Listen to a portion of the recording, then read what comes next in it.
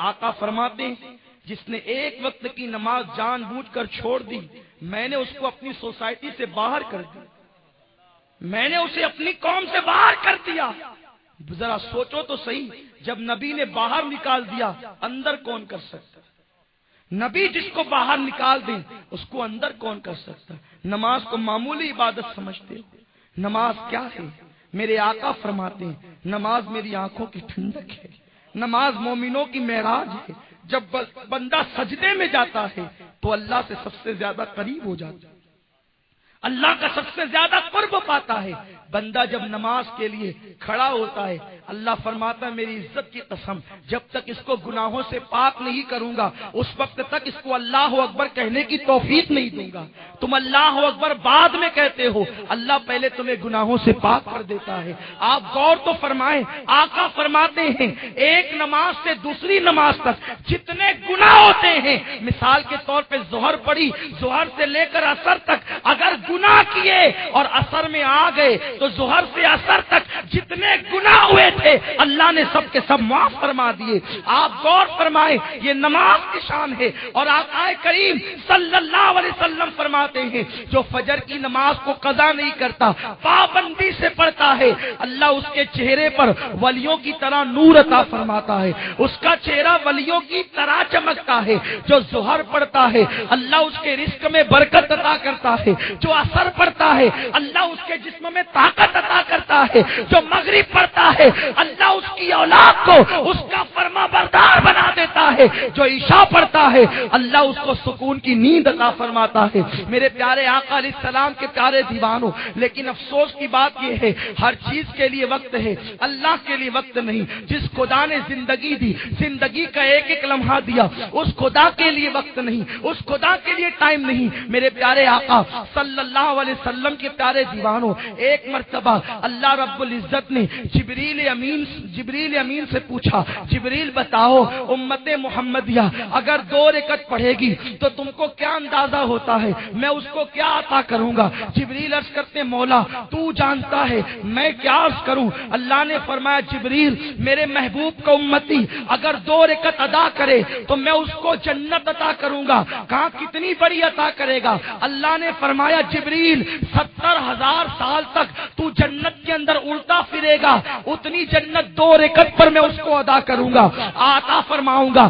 آپ غور فرمائیں یہ 2 رکعت کی برکت ہے۔ جب 2 رکعت کی برکت سے اتنی بڑی جنت ملے گی جس میں جبریل 70,000 سال تک پرواز کرے، ارے جب 2 رکعت کی برکت سے اتنی بڑی جنت مل سکتی ہے تو کیا نماز کی برکت سے مکان میں برکت نہیں ہو سکتی؟ دکان میں برکت نہیں ہو سکتی؟ میرے پیارے آقا علیہ السلام کے پیارے دیوانوں، سرکار غوث العظم شیخ عبد القادر جیلانی رضی اللہ تعالیٰ عنہ فرماتے ہیں کہ بے نمازی کو مسلمان کے قبرستان میں دفن مت کرو۔ اگر وہ مسلمان جن کی مغفرت ہو چکی ہے اور اس کے بازو میں بے نمازی دفن کیا جاتا ہے تو مغفرت یافتہ بندہ بھی اس کی وجہ سے تکلیف کا شکار ہو جاتا ہے۔ اس لیے بے نمازی کو مسلمانوں کے قبرستان میں دفن نہ کرو۔ سرکار غریب نواز فرماتے ہیں بے نمازی سور سے بھی بدتر ہے، خنزیر سے بھی بدتر ہے۔ میں تم سے پوچھنا چاہتا ہوں خواجہ کا دم بھرنے والوں، غریب نواز رحمت اللہ علیہ فرماتے ہیں بے نمازی خنزیر سے بدتر ہے۔ غوث پاک فرماتے ہیں اللہ اکبر، ایک طرف سے غلاظت میں بھرا کتا آ رہا ہو، ایک طرف سے بے نمازی آ رہا ہو، تم کو دائیں یا بائیں ہٹنا پڑے تو کتے کی طرف ہٹ جانا، بے نمازی کی طرف نہ ہٹنا، کیونکہ بے نمازی پر اللہ کی لعنت برستی ہے، کتے پر لعنت نہیں برستی۔ کتے کی غلاظت لگے گی تو پانی سے دھو دی جائے گی، لیکن بے نمازی کی لعنت لگے گی وہ پانی سے نہیں دھل سکے گی۔ میں تم سے پوچھنا چاہتا ہوں مولا علی فرماتے ہیں جس نے ایک وقت کی نماز جان بوجھ کر چھوڑ دیا اس کے لیے میرا فتویٰ ہے کہ وہ کافر ہو گئے۔ علی کے ماننے والوں مجھے بتاؤ، علی جس پر کفر کا فتویٰ دی، علی کے مرتضیٰ جس پہ کفر کا فتویٰ دے، علی کسی معمولی انسان کا نام ہے؟ علی باب مدینۃ العلم کا نام ہے۔ علی وہ ہیں جس کے قدموں سے علم کا چشمہ پھوٹتا ہے۔ علی وہ ہے جس کے قدم چوم کر عبد القادر جیلانی غوث اعظم بنتے ہیں. علی وہ ہے جس کی چوکھٹ سے کھاجگیت تقسیم ہوتی ہے. علی وہ ہے، اعلیٰ حضرت فرماتے علی کی فضیلت میں نبی نے جتنی حدیثیں بیان کی کسی کی فضیلت میں بیان نہیں فرمائی. علی وہ ہے جس کے علم کا عالم یہ ہے کہ عبداللہ ابن مسعود کہتے ہیں ایک دن میں علی کے پاس گیا، مولا کے پاس پہنچا عشاء کی نماز کے بعد، تو علی کے مرتضیٰ نے بے کے نیچے کے نقطے کی تفسیر کرنا شروع کی. پوری رات گزر گئی اور پھر فجر کی اذان کی آواز ہمارے کان میں آئی تو میری پیٹھ ٹھوک کر کے کہا یہ تو کچھ نہیں ابتدا تھی، تمہید تھی. میں اس پر اتنا جانتا ہوں، لکھوں تو اتنی کتابیں لکھوں گا کہ 70 اونٹوں پر لادی جائے گی. صرف بے کے نقطے کو علی اتنا جانتے ہیں. وہ علی فرماتے بے نمازی کافر ہو جاتا ہے نماز کو چھوڑ کر. بتاؤ مولوی کے فتوے کو ٹھکرا سکتے ہو، مفتی کے فتوے کو خطا کہہ سکتے ہو، کیا علی کے فتوے میں بھی خطا ہو سکتی ہے؟ اگر علی کا فتویٰ خطا کرے تو پھر خطا سے کون بچ سکتا ہے؟ ارے علی تو وہ ہے، علی کا کرم جس کے ساتھ ہو جاتا ہے وہ کبھی خطا نہیں کرتا. علی کا کرم جس کے ساتھ ہوتا ہے وہ خطا سے محفوظ ہو جاتا ہے.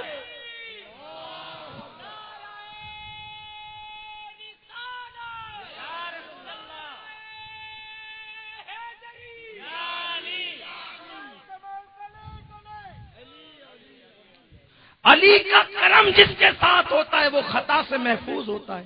علی خطا کیسے کر سکتے ہیں؟ علی پر ناز ہے، علی کے فتوے کو بھی مانو. مولا کائنات فرماتے ہیں اب ذرا بتاؤ مسلمانوں، سوچو کس مقام پر تم کھڑے ہو. اس لیے توبہ کرو، سچے دل سے توبہ کرو. توبہ کرو گے اللہ تمہاری توبہ قبول فرما لے گا. جو ہو چکا ہو چکا. اب آگے کی زندگی کو غنیمت جانو، صدق دل سے توبہ کرو. اللہ معاف فرمانے والا ہے، اللہ کرم فرمانے والا ہے. توبہ یہ نہیں کہ آپ کانوں کو کھینچیں، توبہ یہ نہیں آپ گالوں کو پیٹے. توبہ یہ ہے کہ آپ نے اللہ سے عہد کر لیا اے اللہ آج کے بعد نماز نہیں چھوڑوں گا. پھر اللہ اکبر، کائنات ادھر کی ادھر ہو جائے، دنیا کا نظام بدل جائے، پھر نماز نہ چھوٹے. آپ کو پتا ہے میرے آقا نے فرمایا کہ اگر ڈوبنے والا ڈوب رہا ہو اور اس کی نماز باقی ہے اور نماز کا آخری وقت آ گیا، اب بھی اس کو چاہیے کہ وہ ڈوبتے ڈوبتے نماز کی نیت کر لے. اگر وہ ڈوبتے ہوئے نماز کی نیت نہ کرے گا تو مجھے ڈر لگتا ہے کہیں اللہ اس نماز کا سوال نہ فرما دے. فقہا سے کسی نے پوچھا کوئی تو منزل آتی ہوگی جب اللہ نماز معاف کر دیتا ہوگا، جب رب نماز معاف کر دیتا ہوگا. تو فقہا فرماتے ہیں اگر کوئی جنگ ہو رہی ہو، اس جنگ میں مسلمان جنگ ہار چکے ہوں اور لوگ اپنی جان بچا کر کے بھاگ رہے ہوں اور دشمن دوڑا رہا ہو اور نماز کا آخری وقت آ جائے، اب بھی مسلمانوں کو چاہیے کہ وہ بھاگتے بھاگتے نماز کی نیت کرے اور اشاروں سے نماز پڑھیں، لیکن اب بھی ان پر نماز معاف نہیں. اگر وہ جان بوجھ کر چھوڑ دیتے ہیں، خوف ہے کہ کہیں اللہ ان سے اس نماز کے بارے میں سوال نہ فرما لے، وہ چھوڑ دے تو چھوڑ دے، یہ اس کا کرم ہے. اگر وہ کسی سے نہ پوچھے، جس نے ساری زندگی گندگی میں گزار دی اس کو بے حساب چھوڑ دے تو اس کا کرم. لیکن وہ پوچھنے پر آئے تو پھر بہت پوچھ سکتا ہے. اگر وہ پکڑنے پر آئے تو پھر چھوٹی چھوٹی بات پہ پکڑ لے. نماز تو نماز ہے. نماز پڑھنے والے یہ نہ سمجھیں کہ پھر ہم نماز پڑھیں گے تو پھر سب کچھ ہمارا ہی ہے. نماز پڑھو جنت کے لیے نہیں، اللہ کی رضا کے لیے پڑھو.